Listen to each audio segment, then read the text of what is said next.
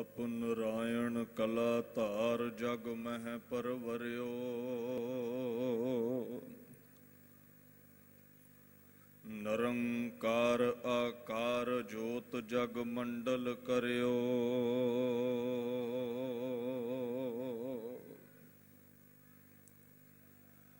ਚਵਰ ਛਤਰ ਤਖਤ ਦੇ ਮਾਲਕ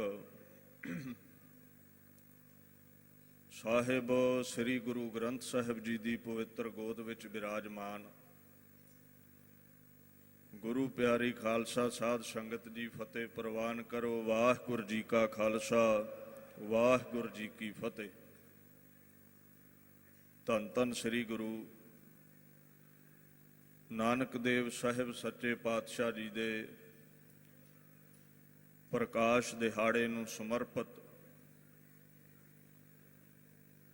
ਇਹ ਮਹਾਨ ਗੁਰਮਤਿ ਸਮਾਗਮ ਗੁਰਦੁਆਰਾ ਸ੍ਰੀ ਰਕਾਬਗੰਜ ਸਾਹਿਬ ਦਿੱਲੀ ਵਿਖੇ ਦਿੱਲੀ ਸਿੱਖ ਗੁਰਦੁਆਰਾ ਪ੍ਰਬੰਧਕ ਕਮੇਟੀ ਵੱਲੋਂ, ਧਰਮ ਪ੍ਰਚਾਰ ਕਮੇਟੀ ਵੱਲੋਂ ਆਪ ਸਰਬੱਤ ਸੰਗਤ ਦੇ ਸਹਿਯੋਗ ਨਾਲ ਉਲੀਕੇ ਗਏ ਹਨ, ਜਿੱਥੇ ਹਜ਼ਾਰਾਂ ਸੰਗਤਾਂ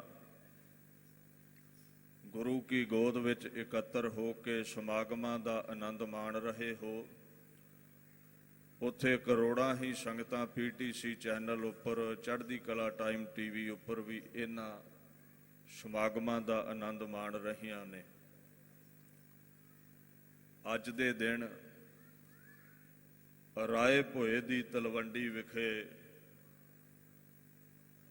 ਬੇਦੀ ਕਾਲੂ ਚੰਦ ਜੀ ਦੇ ਗ੍ਰਹਿ ਵਿਖੇ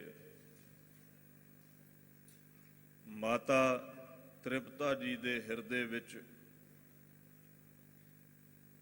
ਉਸ ਪਰਮਾਤਮਾ ਨੇ ਪ੍ਰਕਾਸ਼ ਧਾਰਨਾ ਕੀਤਾ ਹੈ।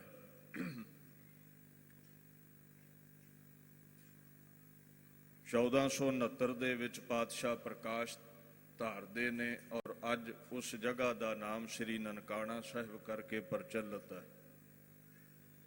ਆਓ ਜਿਸ ਪਾਤਸ਼ਾਹ ਦੀ ਯਾਦ ਵਿੱਚ ਬੈਠੇ ਹਾਂ, ਕਿਉਂਕਿ ਦੁਨੀਆ ਦੇ ਉੱਤੇ ਬੜੀਆਂ ਰੂਹਾਂ ਆਉਂਦੀਆਂ ਨੇ, ਕੁਝ ਮੁਕਤ ਨੇ ਤੇ ਕੁਝ ਕਰਮਾਂ ਦੀ ਗਤ ਭੋਗਣ ਆਉਂਦੀਆਂ ਨੇ। ਇਹ ਜਿਹੜੀਆਂ ਮੁਕਤ ਰੂਹਾਂ ਨੇ ਉਹ ਕੇਵਲ ਪਰਉਪਕਾਰ ਲਈ ਆਉਂਦੀਆਂ ਨੇ। ਬਾਣੀ ਵਿੱਚ ਉਹਦੇ ਬਾਰੇ ਫਰਮਾਨ ਹੈ, ਆਪ ਮੁਕਤ ਕਰੈ ਸੰਸਾਰ, ਜਨਮ ਮਰਨ ਦੁਹੂ ਮੈਂ ਨਾਹੀ। ਉਹ ਕਰਮਾਂ ਦੀ ਮਾਰ ਭੋਗਣ ਨਹੀਂ ਆਏ, ਉਹ ਪਰਉਪਕਾਰ ਕਰਨ ਲਈ ਆਏ ਨੇ। ਜੇਲ੍ਹ ਦੇ ਵਿੱਚ 200-250 ਕੈਦੀ ਹੁੰਦਾ ਤੇ 25-30 ਅਫਸਰ ਵੀ ਹੁੰਦੇ ਨੇ। ਜੇਲ੍ਹ ਉਹੀ ਹੈ, ਉੱਥੇ ਕੈਦੀ ਵੀ ਰਹਿੰਦੇ ਨੇ, ਤੇ ਜੇ ਕੈਦੀਆਂ ਨੂੰ ਭੁਲੇਖਾ ਪੈ ਜਾਵੇ ਵੀ ਸ਼ਾਇਦ ਅਫਸਰ ਵੀ ਸਜ਼ਾ ਭੋਗਣ ਆਏ ਨੇ, ਤੇ ਵੱਡਾ ਭੁਲੇਖਾ ਹੈ ਉਹਨਾਂ ਦਾ। ਅਫਸਰ ਉਹਨਾਂ ਨੂੰ ਸੇਧ ਦੇਣ ਆਏ ਨੇ, ਚੰਗੇ ਬੰਨੇ ਲਾਉਣ ਆਏ ਨੇ, ਚੰਗੇ ਕਦਮ ਪੁੱਟਣੇ ਉਹ ਸਿੱਖ ਲੈਣ, ਇਹ ਅਫਸਰ ਸਿਖਾਉਣ ਆਏ ਨੇ। ਹੈ ਕਿ ਜੇਲ੍ਹ ਦੇ ਵਿੱਚ ਸੰਸਾਰ ਉਹੀ ਹੈ। ਅਸੀਂ ਕਰਮਾਂ ਦੀ ਗਤ ਭੋਗਣ ਆਏ ਆ ਔਰ ਕੁਝ ਮੁਕਤ ਰੂਹਾਂ ਸਾਨੂੰ ਸਿੱਧੇ ਰਾਹ ਪਾਉਣ ਆਉਂਦੀਆਂ ਨੇ। ਜਿਸ ਗੁਰੂ ਨਾਨਕ ਪਾਤਸ਼ਾਹ ਦੀ ਯਾਦ ਵਿੱਚ ਬੈਠੇ ਹਾਂ, ਕੁੱਲ ਕਾਇਨਾਤ ਦੇ ਖਸਮ ਬਾਰੇ ਬਾਣੀ ਨੂੰ ਪੁੱਛੀਏ ਵੀ ਗੁਰੂ ਨਾਨਕ ਦੀ ਰੂਹ ਕਿਹਨਾਂ ਦੀ ਗਿਣਤੀ ਵਿੱਚ ਆਉਂਦੀ ਹੈ। ਕੀ ਗੁਰੂ ਨਾਨਕ ਸਾਡੇ ਵਰਗਾ ਆਮ ਇਨਸਾਨ ਹੈ?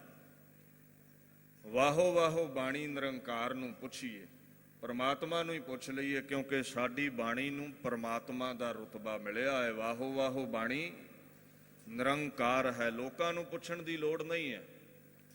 ਗੁਰੂ ਗ੍ਰੰਥ ਸਾਹਿਬ ਨੂੰ ਪੁੱਛੋ, ਜਿਹਨੂੰ ਕਹਿ ਦਿੱਤਾ ਗਿਆ ਪੋਥੀ ਪਰਮੇਸ਼ਰ ਕਾ ਥਾਨ।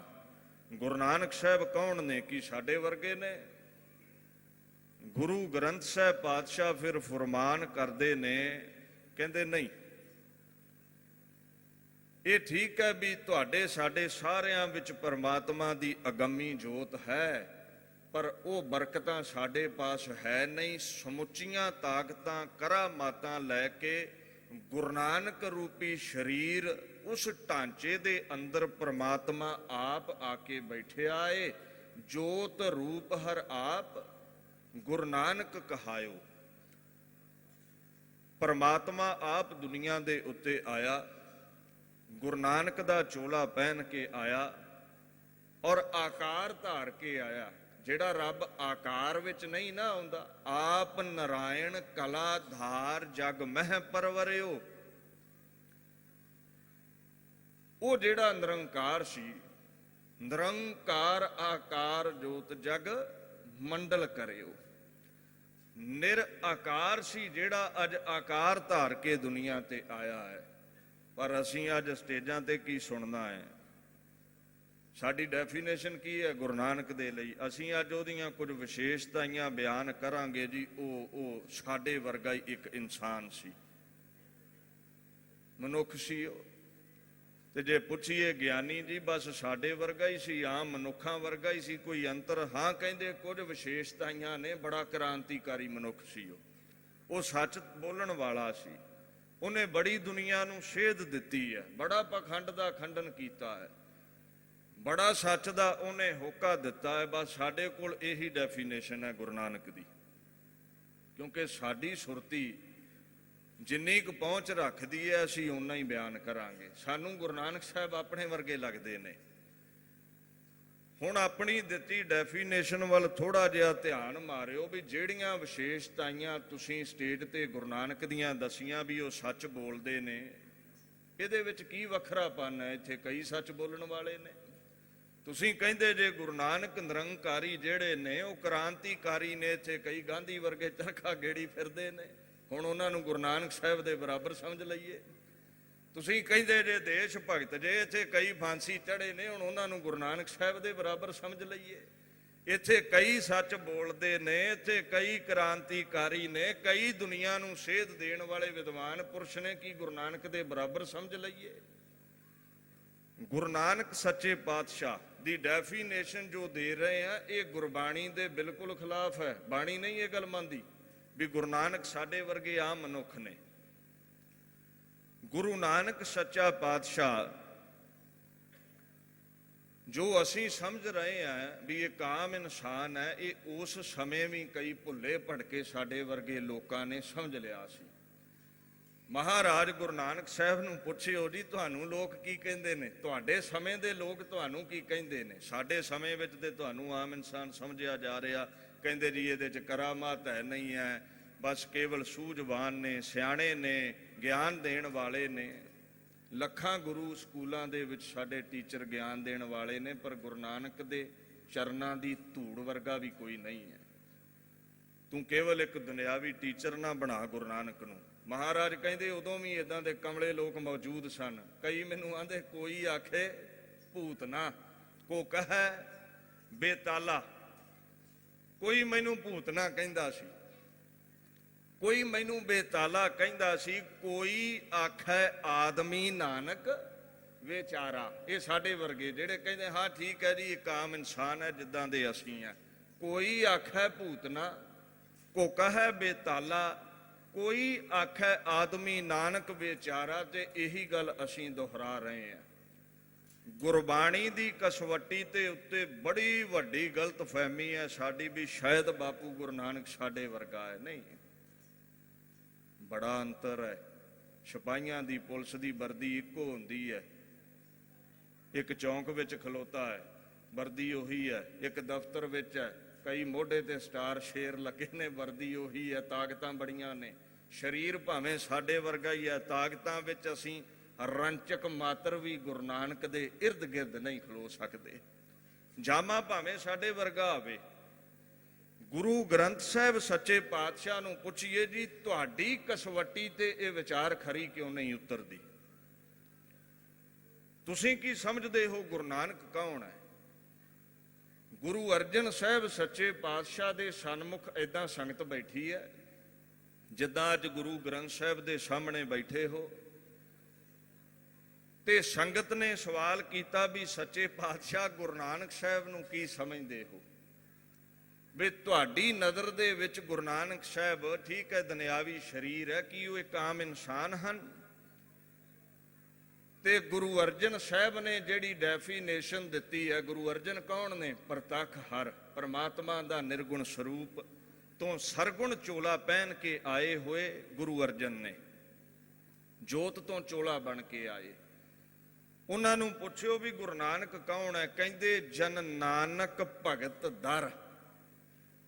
ਗੁਰੂ ਨਾਨਕ ਉਹ ਹੈ ਜਿਹੜਾ ਪ੍ਰਮਾਤਮਾ ਦੇ ਦਰ ਦੇ ਉੱਤੇ ਪ੍ਰਵਾਨ ਹੋਇਆ ਹੈ। ਤੇ ਸਿੱਖ ਕਹਿੰਦੇ ਜੀ ਪ੍ਰਵਾਨ ਤੇ ਹੋਰ ਵੀ ਕਈ ਹੋਏ ਨੇ, ਵੀ ਬੜੇ ਭਗਤ ਪ੍ਰਵਾਨ ਨੇ। ਭਗਤ ਕਬੀਰ ਜੀ, ਭਗਤ ਫਰੀਦ ਜੀ, ਦੁਨੀਆ ਤੇ ਬੜੇ ਮਹਾਪੁਰਸ਼ ਨੇ, ਹਰ ਜੁਗ ਜੁਗ ਭਗਤ ਉਪਾਇਆ, ਜੁਗਾਂ ਜੁਗਾਂ ਵਿੱਚ ਸੰਤ ਹੋਏ ਨੇ, ਉਹ ਪ੍ਰਵਾਨ ਹੀ ਨੇ ਸਾਰੇ।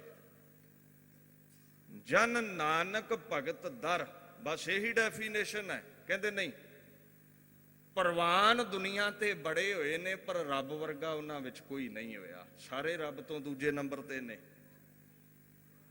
ਜਨ ਨਾਨਕ ਭਗਤ ਦਰ ਤੁਲ ਬ੍ਰਹਮ ਸੰਸਰ। ਗੁਰੂ ਨਾਨਕ ਐਸਾ ਹੈ ਜਿਹੜਾ ਪ੍ਰਮਾਤਮਾ ਦੇ ਸਨਮੁਖ ਤਕੜੀ ਵਿੱਚ ਬਹਿ ਕੇ ਤੁਲ ਸਕਦਾ ਏ। ਪ੍ਰਮਾਤਮਾ ਵਰਗਾ ਅਗਰ ਕੋਈ ਰੂਹੇ ਜ਼ਮੀਨ ਤੇ ਹੈ, ਤੁਲ ਬ੍ਰਹਮ ਸੰਸਰ। ਤੁਲ ਦਾ ਮਤਲਬ ਹੈ ਬਰਾਬਰ। ਬ੍ਰਹਮ ਦੇ ਅਗਰ ਕੋਈ ਬਰਾਬਰ ਹੈ, ਉਹ ਕੇਵਲ ਇਸ ਰੂਹੇ ਜ਼ਮੀਨ ਉੱਤੇ ਬਾਬਾ ਨਾਨਕ ਹੈ, ਦੂਜਾ ਕੋਈ ਭਗਤ ਸੰਤ ਨਹੀਂ ਹੈ। ਠੀਕ ਹੈ, ਅਦਬ ਸਾਰਿਆਂ ਦਾ ਹੈ, ਬੰਦਗੀ ਕਰਨ ਵਾਲਿਆਂ ਦਾ, ਪਰ ਇਹ ਵਾਰ-ਵਾਰ ਕਹਿਣਾ ਪਵੇਗਾ। ਲੱਖਾਂ ਸਾਧੂ ਸੰਤ ਆ ਜਾਣ, ਲੱਖਾਂ ਪੈਗੰਬਰ ਆ ਜਾਣ, ਜਿਹਦੀ ਯਾਦ ਵਿੱਚ ਬੈਠੇ ਹੋ ਸਭ ਤੇ ਵੱਡਾ ਸਤਿਗੁਰ ਨਾਨਕ ਜਿਨ ਕਲ ਰਾਖੀ। ਜਨ ਨਾਨਕ ਭਗਤ ਦਰ ਤੁਲ ਬ੍ਰਹਮ ਸੰਸਰ। ਪਰਮਾਤਮਾ ਦੇ ਸਮਾਨ ਹੈ। ਇਹ ਡੈਫੀਨੇਸ਼ਨ ਗੁਰੂ ਅਰਜਨ ਸਾਹਿਬ ਨੇ ਦਿੱਤੀ ਹੈ। ਤੇ ਫਿਰ ਅਸੀਂ ਸਟੇਜਾਂ ਤੇ ਚੜ੍ਹ ਕੇ ਜਿਹੜੀ ਮਰਜ਼ੀ ਡੈਫੀਨੇਸ਼ਨ ਦੇਈ ਜਾਈਏ, ਸਾਡੀ ਹਸਤੀ ਤੇ ਕੁਝ ਵੀ ਨਹੀਂ ਨਾ ਗੁਰੂ ਅਰਜਨ ਸਾਹਿਬ ਸਾਹਮਣੇ। ਸੋ ਧਿਆਨ ਰੱਖਣਾ ਹੈ, ਸਾਡੇ ਵਰਗਾ ਨਹੀਂ ਹੈ ਗੁਰੂ ਨਾਨਕ। ਪਰਮਾਤਮਾ ਦਾ ਸਰਗੁਣ ਸਰੂਪ ਹੈ, ਖੁਦ ਖੁਦਾ ਹੈ ਗੁਰੂ ਨਾਨਕ। ਇਸ ਦੁਨੀਆ ਦੇ ਉੱਤੇ ਰੱਬ ਹੈ ਗੁਰੂ ਨਾਨਕ। ਜੀਸਸ ਕ੍ਰਾਈਸਟ ਨੂੰ ਮੰਨਣ ਵਾਲੇ ਵੀਰ ਵਾਰ-ਵਾਰ ਇੱਕ ਗੱਲ ਕਹਿੰਦੇ ਨੇ ਵੀ ਹੀ ਵਾਸ ਦਾ ਸਨ ਆਫ ਗੋਡ, ਵੀ ਰੱਬ ਦਾ ਕਾਕਾ ਸੀ ਉਹ। ਤੇ ਮੈਂ ਕਈ ਵਾਰ ਸੋਚਦਾ ਨਾ ਵੀ ਆਪਾਂ ਸਾਰੇ ਕਦੇ ਸ਼ੈਤਾਨ ਦੇ ਜੰਮੇ ਆ, ਸਾਰੇ ਰੱਬ ਦੇ ਹੀ ਕਾਕੇ ਆ। ਇਹ ਆਖੋ ਵੀ ਰੱਬ ਦਾ ਲਾਇਕ ਕਾਕਾ ਸੀ ਯੀਸ਼ੂ ਮਸੀਹ, ਬੜਾ ਲਾਇਕ ਸੀ ਉਹ, ਮਹਾਪੁਰਸ਼ ਸੀ, ਬੰਦਗੀ ਬੜੀ ਸੀ, ਅਵਤਾਰੀ ਪੁਰਸ਼ ਸੀ। ਤੇ ਜੇ ਤੁਹਾਡੇ ਵਾਲਾ ਯੀਸ਼ੂ ਮਸੀਹ ਰੱਬ ਦਾ ਕਾਕਾ ਹੈ, ਤੇ ਉਹ ਰੱਬ ਕੌਣ ਹੈ? ਸਿੱਖਾ ਆਪ ਨਰਾਇਣ ਕਲਾਧਾਰ ਜਗ ਮਹਿ ਪਰਵਰਿਓ, ਜੋਤ ਰੂਪ ਹਰ ਆਪ ਗੁਰੂ ਨਾਨਕ ਕਹਾਇਓ। ਉਹ ਰੱਬ ਹੈ ਗੁਰੂ ਨਾਨਕ ਦੇਵ ਸੱਚਾ ਪਾਤਸ਼ਾਹ। ਜਨ ਨਾਨਕ ਭਗਤ ਦਰ ਤੁਲ ਬ੍ਰਹਮ ਸੰਸਰ। ਤੇ ਪਾਤਸ਼ਾਹ ਉਹਦਾ ਕੋਈ ਹੋਰ ਗੁਣ ਦੱਸੋ, ਥੋੜੀ ਜੀ ਹੋਰ ਐਕਸਪਲੇਨੇਸ਼ਨ ਕਰੋ, ਉਹਨੂੰ ਵਧਾਓ ਉਹਦੇ ਗੁਣਾਂ ਨੂੰ। ਤੇ ਗੁਰੂ ਅਰਜਨ ਸਾਹਿਬ ਹੱਥ ਜੋੜ ਕੇ ਸਿੱਖਾਂ ਨੂੰ ਆਂਦੇ, ਏਕ ਜੀ ਕਿਆ ਬਖਾਨਾ ਹੈ। ਜ਼ੁਬਾਨ ਮੇਰੀ ਇੱਕ ਹੈ, ਗੁਰੂ ਨਾਨਕ ਦੇ ਲੱਖਾਂ ਗੁਣ ਨੇ, ਮੈਂ ਕਿੰਨੇ ਕੁ ਬਿਆਨ ਕਰਾਂ। ਗੁਰੂ ਨਾਨਕ ਦੇ ਲੱਖਾਂ ਗੁਣ ਨੇ, ਲੱਖਾਂ ਬਰਕਤਾਂ ਨੇ, ਲੱਖਾਂ ਤਾਕਤਾਂ ਨੇ, ਮੈਂ ਬਿਆਨ ਕਿਵੇਂ ਕਰਾਂ। ਗੁਰੂ ਨਾਨਕ ਸੱਚਾ ਪਾਤਸ਼ਾਹ, ਚਾਰ ਅੱਖਰ ਅਸੀਂ ਪੜ੍ਹ ਕੇ ਉਹਦੀ ਬਾਣੀ ਤੇ ਉਹਦੇ ਤੇ ਤਰਕ ਸ਼ੁਰੂ ਕਰ ਦਿੰਨੇ ਆ। ਔਖੇ ਜੀ ਇੰਨੀਆਂ ਉਦਾਸੀਆਂ, ਇੰਨਾ ਲੰਮਾ ਪੈਂਡਾ ਕਿਵੇਂ ਕਰ ਲਿਆ। ਫਿਰ ਇਹ ਭੁਲੇਖਾ ਪੈ ਗਿਆ ਵੀ ਜੇ ਅਸੀਂ ਨਹੀਂ ਇੰਨਾ ਪੈਂਡਾ ਕਰ ਸਕਦੇ ਤੇ ਗੁਰੂ ਨਾਨਕ ਨੇ ਕਿਵੇਂ ਕਰ ਲਿਆ। ਤੇ ਫਿਰ ਗੱਲ ਇਹ ਵੀ ਹੈ, ਤੂੰ ਲੱਖ ਲੱਖ ਰੀਠਿਆਂ ਨੂੰ ਹੱਥ ਲਾ, ਉਹ ਕੌੜੇ ਤੋਂ ਜ਼ਹਿਰੀਲੇ ਤੇ ਹੋ ਸਕਦੇ ਨੇ, ਅੰਮ੍ਰਿਤ ਨਹੀਂ ਬਣਨਗੇ। ਇੱਕੋ ਇੱਕ ਰੀਠੇ ਦਾ ਐਸਾ ਰੁੱਖ ਹੈ ਜਿੱਥੇ ਗੁਰੂ ਨਾਨਕ ਦਾ ਸਪਰਸ਼ ਹੋਇਆ ਤੇ ਅੱਜ ਵੀ ਅੰਮ੍ਰਿਤ ਨਾਲੋਂ ਮਿੱਠੇ ਰੀਠੇ ਲੱਗ ਰਹੇ ਨੇ। ਇੰਨਾ ਅੰਤਰ ਹੈ। ਚਾਰ ਕਿਤਾਬਾਂ ਪੜ੍ਹ ਕੇ ਮੈਂ ਕਹਿਣ ਲੱਗ ਪੈਣਾ ਵੀ ਇਹਨਾਂ ਪੈਂਡਾ ਕਿਵੇਂ ਕਰ ਗਿਆ। ਉਹ ਜੀ ਵੇਈ ਨਦੀ ਵਿੱਚ 3 ਦਿਨ ਕਿਵੇਂ ਡੁੱਬੇ ਰਹਿ ਗਏ, ਪਾਣੀ ਨੇ ਉਹਨਾਂ ਨੂੰ ਮਾਰਿਆ ਕਿਉਂ ਨਾ। ਤੇ ਮੈਂ ਬਾਣੀ ਨੂੰ ਪੁੱਛਿਆ ਵੀ ਕੀ ਗੁਰੂ ਨਾਨਕ ਨੂੰ ਪਾਣੀ ਮਾਰ ਸਕਦਾ ਹੈ। ਤੇ ਬਾਣੀ ਨੇ ਅੱਗੋਂ ਜਵਾਬ ਦਿੱਤਾ, ਭੈ ਵਿੱਚ ਚੱਲ ਹੈ ਲੱਖ ਦਰਿਆਓ। ਇੱਕ ਵੇਈ ਨਦੀ ਦੀ ਔਕਾਤ ਕੀ ਹੈ? ਲੱਖਾਂ ਦਰਿਆ ਗੁਰੂ ਨਾਨਕ ਦੇ ਹੁਕਮ ਵਿੱਚ ਚੱਲਦੇ ਨੇ, ਉਹਨੂੰ ਕਿਹੜਾ ਡੋਬੇਗਾ? ਉਹਨੂੰ ਮਾਰਨ ਵਾਲਾ ਕਿਹੜਾ ਹੈ ਦੁਨੀਆ ਤੇ? ਅਸੀਂ ਥੋੜੀ ਜੀ ਵਿਦਿਆ ਦਾ ਗੁਮਾਨ ਕਰਕੇ ਗਿਆਨਵਾਨ ਬਣ ਕੇ ਕਹਿੰਦੇ ਜੀ ਇਹਨਾਂ ਪੈਂਡਾ ਕਿਵੇਂ ਕਰ ਲਿਆ, ਰੀਠੇ ਮਿੱਠੇ ਕਿਵੇਂ ਹੋ ਗਏ, ਵੇਈ ਵਿੱਚ ਕਿਵੇਂ 3 ਦਿਨ ਬਚੇ ਰਹਿ ਗਏ, ਪੰਜੇ ਦੇ ਨਾਲ ਪਹਾੜ ਕਿਵੇਂ ਰੋਕ ਲਿਆ। ਇਹ ਤੇ ਕੁਝ ਵੀ ਨਹੀਂ। ਗੁਰੂ ਅਰਜਨ ਸਾਹਿਬ ਕਹਿੰਦੇ, ਏਕ ਜਿਹੀ ਕਿਆ ਬਖਾਨੇ। ਇੰਨੀਆਂ ਕੁ ਕਰਾਮਾਤਾਂ ਨੇ ਗੁਰੂ ਨਾਨਕ ਦੀਆਂ, ਇੱਕ ਜ਼ੁਬਾਨ ਨਾਲ ਦੱਸੀਆਂ ਹੀ ਨਹੀਂ ਜਾ ਸਕਦੀਆਂ। ਇੰਨੀ ਪਹੁੰਚ ਦਾ ਮਾਲਕ ਹੈ। ਹੁਣ ਗੁਰੂ ਅਰਜਨ ਸਾਹਿਬ ਪਾਤਸ਼ਾਹ ਨੂੰ ਸਿੱਖਾਂ ਨੇ ਪੁੱਛਿਆ ਵੀ ਠੀਕ ਹੈ ਉਹ ਪ੍ਰਤੱਖ ਹਰ ਨੇ, ਠੀਕ ਹੈ ਗੁਣਾ ਕਰਕੇ ਉਹਨਾਂ ਦਾ ਅੰਤ ਕੋਈ ਨਹੀਂ ਪਾ ਸਕਦਾ, ਉਹਨਾਂ ਦੀ ਤਾਕਤ ਨੂੰ ਜਾਣਦਾ ਕੋਈ ਨਹੀਂ ਹੈ, ਉਹਨਾਂ ਦੀ ਗਤ ਕੀ ਹੈ, ਹਰ ਕੀ ਗਤ ਨਹਿ ਕੋਊ ਜਾਣੈ, ਉਹਨਾਂ ਦੀ ਪਾਵਰ ਕੀ ਹੈ ਇਹਨੂੰ ਕੋਈ ਜਾਣ ਨਹੀਂ ਸਕਦਾ। ਤੇ ਕੀ ਕਰਨਾ ਚਾਹੀਦਾ? ਗੁਰੂ ਨਾਨਕ ਦਾ ਦਿਹਾੜਾ ਮਨਾ ਰਹੇ ਹਾਂ, ਗੁਣ ਆਪਾਂ ਸਾਰੇ ਗਾ ਰਹੇ ਹਾਂ, ਆਨੰਦ ਮਾਣ ਰਹੇ ਹਾਂ, ਬੇਅੰਤ ਦਾ ਅੰਤ ਕਿਸੇ ਤੋਂ ਪੈਣਾ ਨਹੀਂ ਹੈ। ਕਰਨਾ ਕੀ ਚਾਹੀਦਾ? ਗੁਰੂ ਅਰਜਨ ਸਾਹਿਬ ਕਹਿੰਦੇ ਚੌਂਕੜਾ ਮਾਰ ਲਿਆ ਕਰ, ਦੋਵੇਂ ਹੱਥ ਜੋੜ ਕਰਕੇ ਗੁਰੂ ਨਾਨਕ ਨੂੰ ਚੇਤੇ ਕਰਕੇ, ਹਾਂ ਕੇ ਬਲ ਬਲ ਬਲ ਬਲ ਸਦ ਬਲਹਾਰ, ਸਦਾ ਬਲਹਾਰੇ ਜਾ ਗੁਰੂ ਨਾਨਕ ਤੋਂ, ਸਦਾ ਗੁਣ ਗਾ ਗੁਰੂ ਨਾਨਕ ਦੇ। ਪਾਤਸ਼ਾਹ ਜੇ ਗੁਰੂ ਨਾਨਕ ਦਾ ਨਾਮ ਜਪ ਕੇ ਅਸੀਂ ਗੁਣ ਗਾ ਲਏ, ਗੁਰੂ ਨਾਨਕ ਨੂੰ ਅਸੀਂ ਜਪ ਲਿਆ, ਤੇ ਕਹਿੰਦੇ ਹਰ ਗੁਣ ਨਾਨਕ ਜਿਨ ਪਰਸਿਓ, ਹਰ ਗੁਰੂ ਨਾਨਕ ਜਿਨ ਪਰਸਿਓ, ਤੇ ਇਤ ਉਤ ਸਦਾ ਮੁਕਤੇ। ਇੱਥੇ ਵੀ ਦੁੱਖਾਂ ਕਲੇਸ਼ਾਂ ਤੋਂ ਮੁਕਤ ਹੋ ਜਾਵੇਂਗਾ ਤੇ ਪਰਲੋਕ ਵਿੱਚ ਵੀ ਉੱਚੀਆਂ ਪਦਵੀਆਂ ਦਾ ਮਾਲਕ ਬਣੇਗਾ। ਮਰਦਾਨੇ ਨੂੰ ਕਿਸੇ ਨੇ ਨਹੀਂ ਸੀ ਪੁੱਛਣਾ ਜੇ ਗੁਰੂ ਨਾਨਕ ਨੂੰ ਪਰਸ ਕੇ ਰਬਾਬ ਨਾ ਵਜਾਈ ਹੁੰਦੀ। ਤੇ ਇੱਥੇ ਕਈ ਭੰਡ, ਇੱਥੇ ਕਈ ਮਰਾਸੀ ਰਾਜਿਆਂ ਦੇ ਦਰ ਤੇ ਬਥੇਰੇ ਭੱਟ ਬਣ ਕੇ, ਗਵਈਏ ਬਣ ਕੇ ਉਹਨਾਂ ਦੀ ਵਡਿਆਈ ਕਰਦੇ ਨੇ। ਕੋਈ ਚੇਤੇ ਹੈ ਤੁਹਾਡੇ ਜ਼ਿਹਨ ਵਿੱਚ? ਕੋਈ ਯਾਦ ਹੈ ਗਵਈਆ ਤੁਹਾਨੂੰ? ਦੁਨਿਆਵੀ ਭਿਖਾਰੀਆਂ ਦੇ ਰਾਜਿਆਂ ਦੇ ਦਰ ਤੇ ਗਾਉਣ ਵਾਲੇ ਲੱਖਾਂ ਗਵਈਏ ਚਲੇ ਗਏ, ਗੁਰੂ ਨਾਨਕ ਨਿਰੰਕਾਰੀ ਦੇ ਦਰ ਤੇ ਗਾਉਣ ਵਾਲਾ ਬਾਬਾ ਮਰਦਾਨਾ ਸਦਾ ਲਈ ਅਮਰ ਹੋ ਗਿਆ। ਐਸੀਆਂ ਬਰਕਤਾਂ ਨੇ ਜਿਨੇ ਉਸ ਪ੍ਰਗਟ ਸਗਲ ਹਰ ਭਵਨ ਮਹਿ, ਜਨ ਨਾਨਕ ਗੁਰ ਪਾਰ ਬ੍ਰਹਮ ਦਾ ਜਾਪ ਕਰ ਲਿਆ, ਨਾਮ ਜਪ ਲਿਆ, ਜਿਨੇ ਉਸ ਦੀ ਸੇਵਾ ਕਰ ਲਈ ਉਹ ਮਰਦਾਨੇ ਵਾਂਗੂ ਮਰਦਾਨਾ ਅਮਰ ਹੋ ਗਿਆ। ਉਹਦੀ ਤਿੰਨਾਂ ਲੋਕਾਂ ਵਿੱਚ ਵਡਿਆਈ ਹੋਈ। ਗੁਰੂ ਅਰਜਨ ਸਾਹਿਬ ਕਹਿੰਦੇ ਇੱਕ ਹੀ ਬਚਨ ਹੈ ਗੁਰੂ ਨਾਨਕ ਲਈ, ਕੇਵਲ ਇਸ ਮਾਤ ਲੋਕ ਤੇ ਹੀ ਨਹੀਂ, ਪ੍ਰਗਟ ਸਗਲ ਹਰ ਭਵਨ ਮਹਿ, ਜਨ ਨਾਨਕ ਗੁਰ ਪਾਰ ਬ੍ਰਹਮ। ਗੁਰੂ ਨਾਨਕ ਹੀ ਪਰਮਾਤਮਾ ਸਰੂਪ ਹੈ। ਇਹੀ ਗੱਲ ਦਾਸ ਤੋਂ ਪਹਿਲਾਂ ਭਾਈ ਰਵਿੰਦਰ ਸਿੰਘ ਜੀ ਗੁਰੂ ਰਾਮਦਾਸ ਦੇ ਚਰਨਾਂ ਦੇ ਭੌਰੇ ਭਾਈ ਗੁਰਦਾਸ ਜੀ ਦੇ ਸ਼ਬਦ ਰਾਹੀਂ ਕਹਿ ਕੇ ਗਏ ਨੇ, ਜ਼ਾਹਰ ਪੀਰ ਜਗਤ ਗੁਰ ਬਾਬਾ। ਕੇਵਲ ਇੱਕ ਜਗ੍ਹਾ ਤੇ ਹੀ ਨਹੀਂ, ਸਾਰੇ ਸੰਸਾਰ ਅੰਦਰ ਜ਼ਾਹਰ ਪੀਰ ਹੈ, ਉਹ ਮੰਨ ਲਿਆ ਗਿਆ ਹੈ। ਸਾਰਿਆਂ ਨੇ ਉਸ ਨੂੰ ਜਗਤ ਗੁਰੂ ਮੰਨ ਲਿਆ ਹੈ। ਮੱਕੇ ਦੇ ਬੜੇ ਬੜੇ ਸੈਯਦ ਉਹਦੇ ਅੱਗੇ ਝੁਕੇ ਨੇ, ਹਰਦੁਆਰ ਦੇ ਪੰਡਤ ਉਹਦੇ ਚਰਨਾਂ ਤੇ ਝੁਕੇ ਨੇ, ਕਾਸ਼ੀ ਦੇ ਪੰਡਤ ਬ੍ਰਾਹਮਣ ਉਹਦੇ ਚਰਨਾਂ ਤੇ ਝੁਕੇ ਨੇ। ਹਰ ਇੱਕ ਨੇ ਇਹ ਗੱਲ ਕਹਿ ਦਿੱਤੀ, ਜ਼ਾਹਰ ਪੀਰ, ਇਹਦੇ ਨਾਲੋਂ ਜ਼ਾਹਰ ਕਰਾਮਾਤੀ ਦੁਨੀਆ ਤੇ ਦੂਜਾ ਕੋਈ ਨਹੀਂ ਹੈ।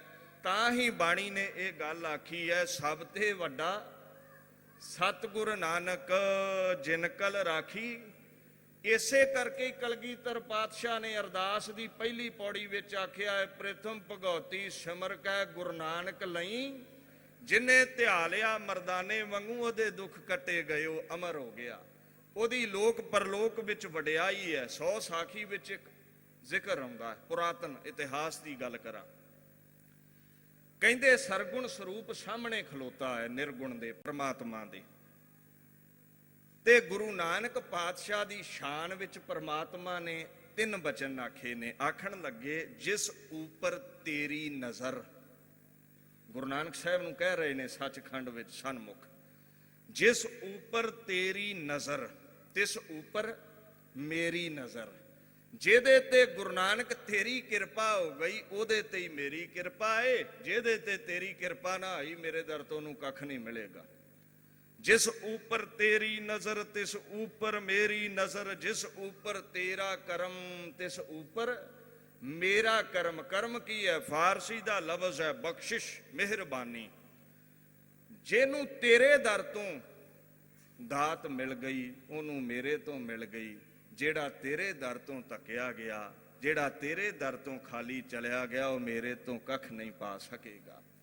ਜਿਸ ਉਪਰ ਤੇਰੀ ਨਜ਼ਰ ਤਿਸ ਉਪਰ ਮੇਰੀ ਨਜ਼ਰ, ਜਿਸ ਉਪਰ ਤੇਰਾ ਕਰਮ ਤਿਸ ਉਪਰ ਮੇਰਾ ਕਰਮ।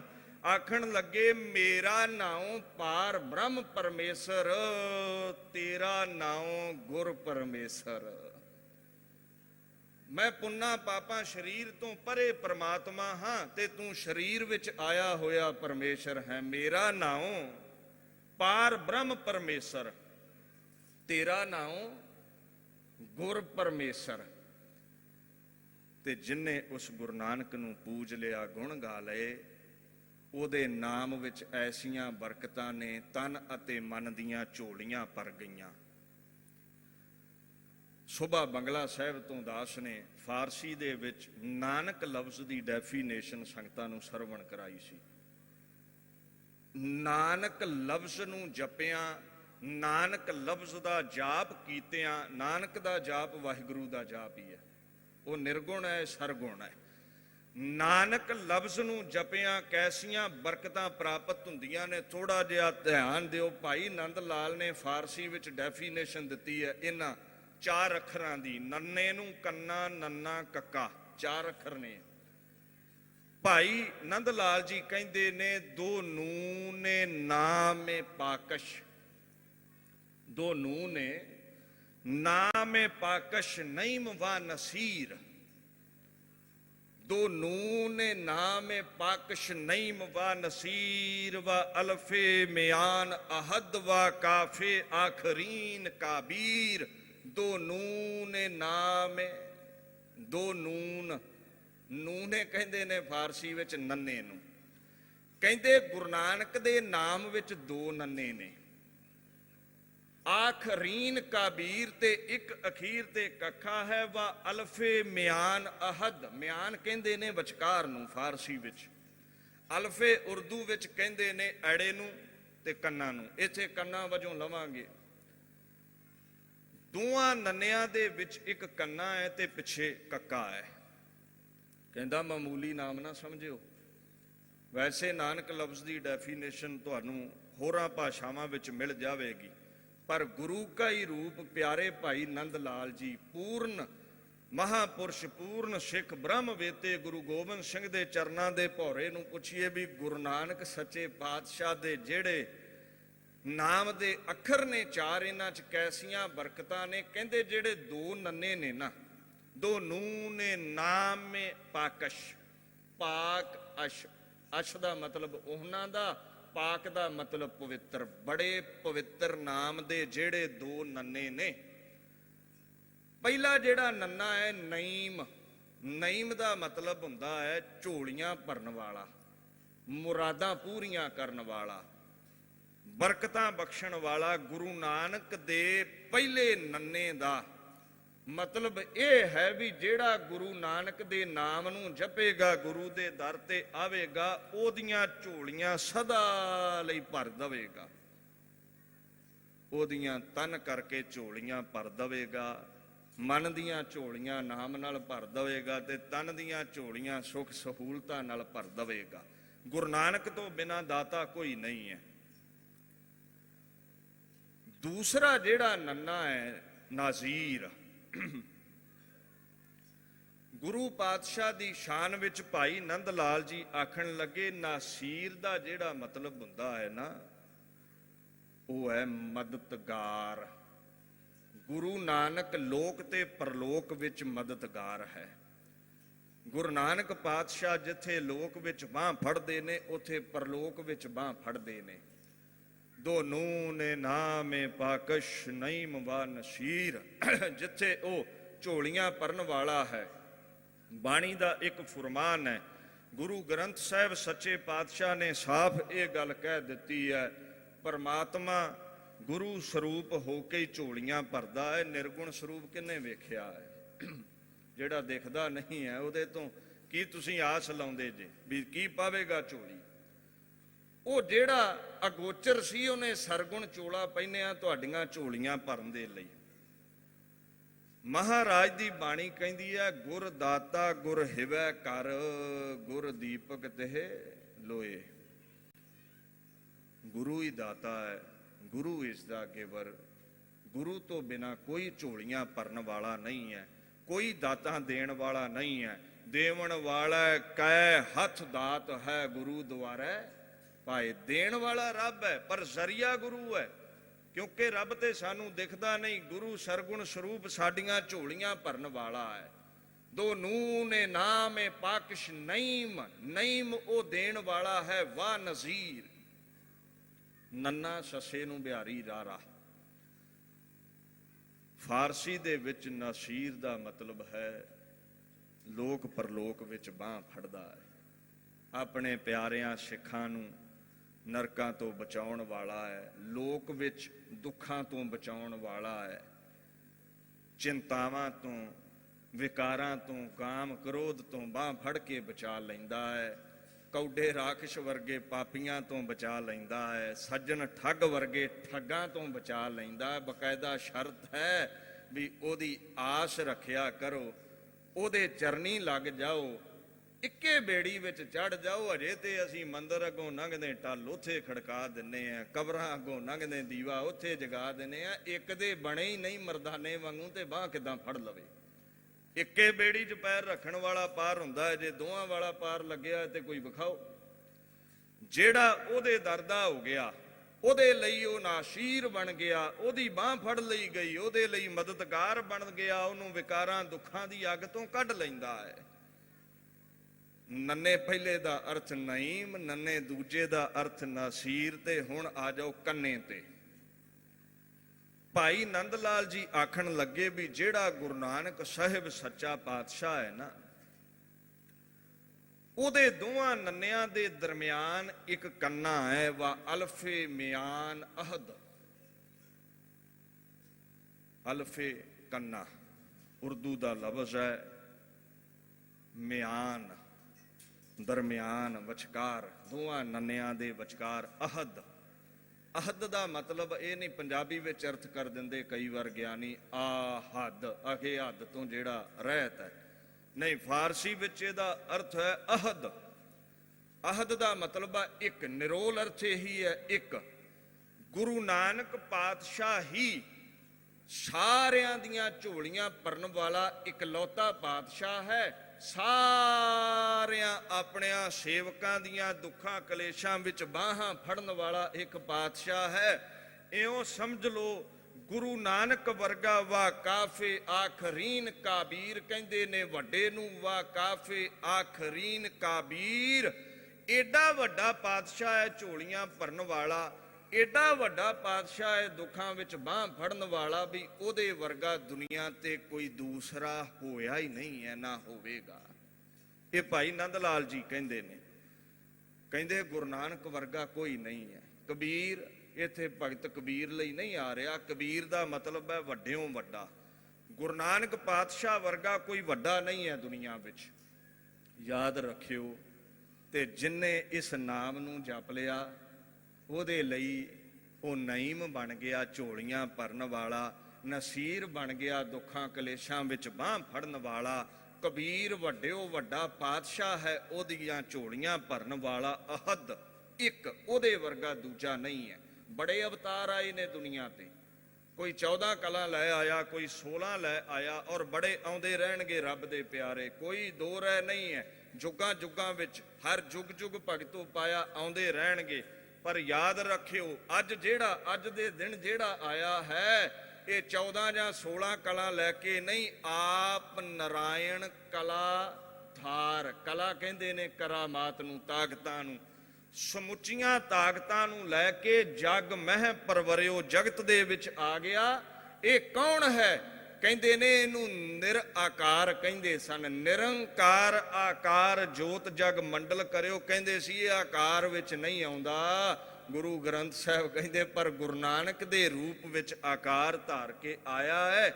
ਆਇਆ ਕਿਵੇਂ ਹੈ? ਕਲਾ ਧਾਰ ਕੇ, ਸਮੁੱਚੀਆਂ ਕਰਾਮਾਤਾਂ ਲੈ ਕਰਕੇ ਗੁਰੂ ਨਾਨਕ ਪਾਤਸ਼ਾਹ ਦੁਨੀਆ ਤੇ ਆਏ।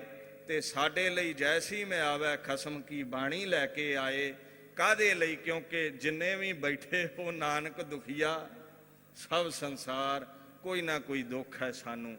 ਕਿਸੇ ਨੂੰ ਤਨ ਦੇ ਦੁੱਖ ਨੇ, ਕਿਸੇ ਨੂੰ ਮਨ ਦੇ ਦੁੱਖ ਨੇ, ਕਿਸੇ ਦਾ ਬੱਚਾ ਆਖੇ ਨਹੀਂ ਲੱਗਦਾ, ਕਿਸੇ ਨੂੰ ਨੌਕਰੀ ਨਹੀਂ ਮਿਲਦੀ, ਕਿਸੇ ਦੀ ਕੁਰਸੀ ਖੁੱਸ ਗਈ ਹੈ, ਅਹੁਦਾ ਚਲਾ ਗਿਆ ਹੈ। ਜਿੰਨੇ ਬੈਠੇ ਜੇ ਕੋਈ ਨਾ ਕੋਈ ਦੁੱਖ ਲੈ ਕੇ ਹੀ ਬੈਠੇ ਆ। ਬਾਪੂ ਨੇ ਐਵੇਂ ਨਹੀਂ ਮੋਹਰ ਲਾਈ ਵੀ ਨਾਨਕ ਦੁਖੀਆ ਸਭ ਸੰਸਾਰ ਤੇ ਬਾਣੀ ਕਾਦੇ ਲਈ ਲੈ ਕੇ ਆਇਆ?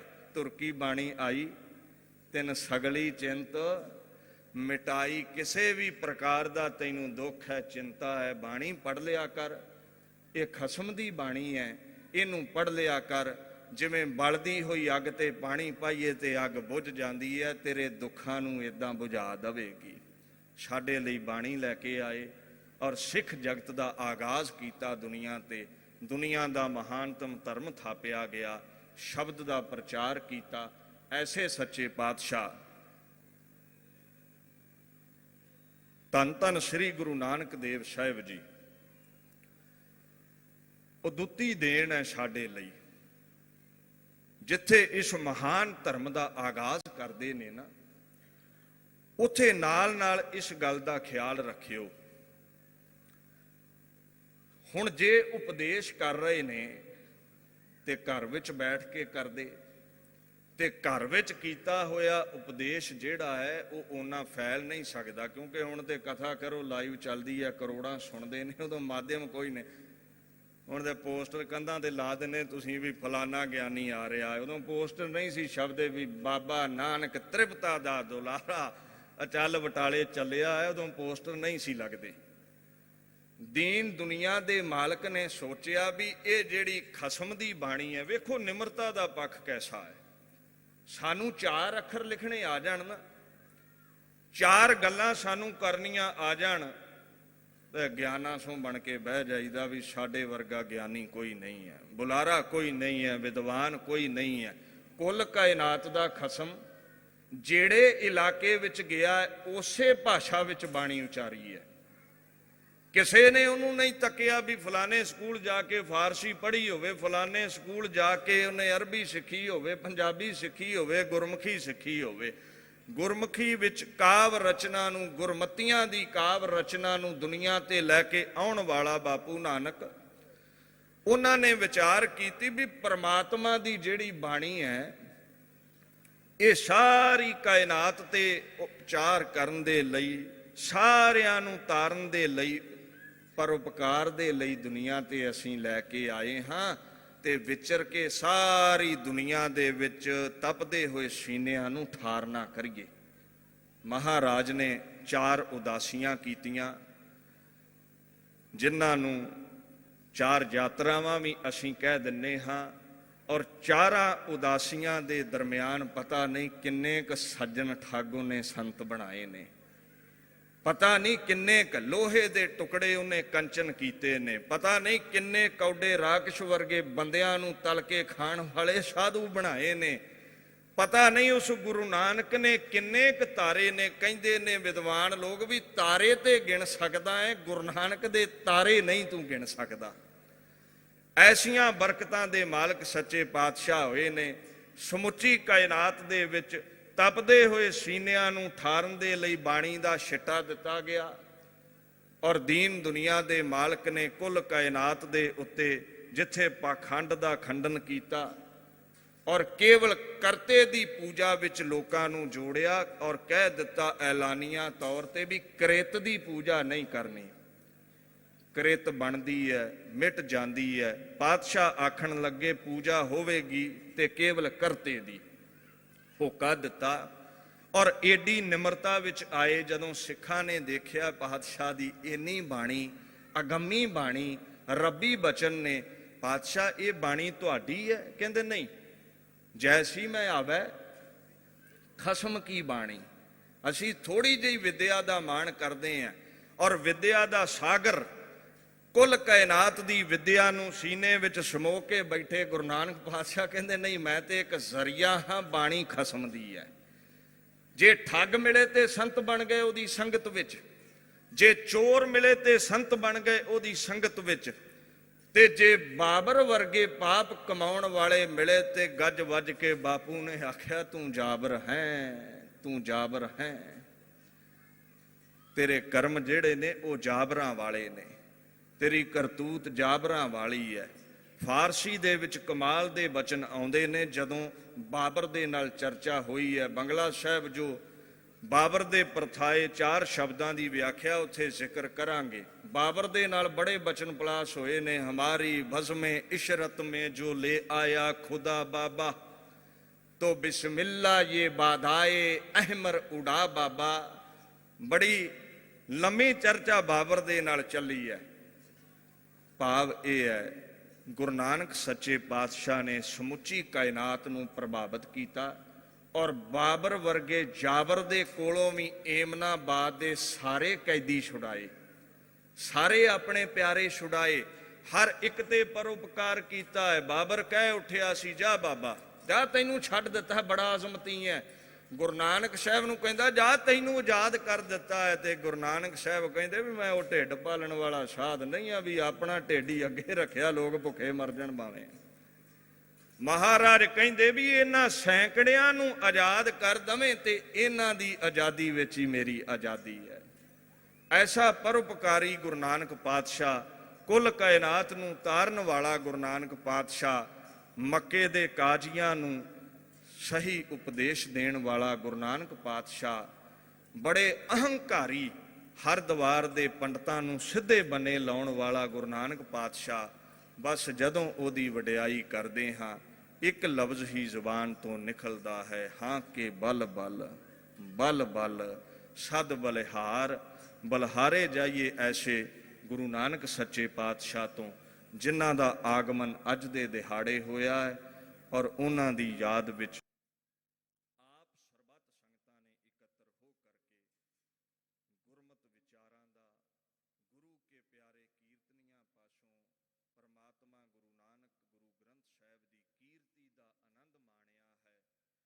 हुण आप संगतां इसे तरह एकाग्रता बना के रखियो। जो भी प्रबंधकां दा आप संगतां दे चरनां विच बेनता होवेगा वो आप संगत ने सरवण करना जी। विचार करदियां बेअंत त्रुटियां रह जांदियां ने, समूह संगत ने भुल चुक दी खिमा दे देनी। प्रबंधक सरदार मनजीत सिंह जी जीके, सरदार मनजिंदर सिंह जी सरसा, इसे तरह धर्म प्रचार कमेटी के चेयरमैन सरदार परमजीत सिंह जी राणा, समुचे गुरु के वजीर, समुचियां संगतां दा रोम रोम करके धन्नवाद। और अखीर कुल कायनात दे मालक श्री गुरु ग्रंथ साहिब जी का धन्नवाद जी। समूह संगतां नूं श्री गुरु नानक साहिब जी दे आगमन पुरब दियां लख लख वधाइयां ने। गुरु वाले बणीए, खंडे दी पौड़ छकीए, गज वज के फतेह बुलाइए जी। वाहिगुरू जी का खालसा, वाहिगुरू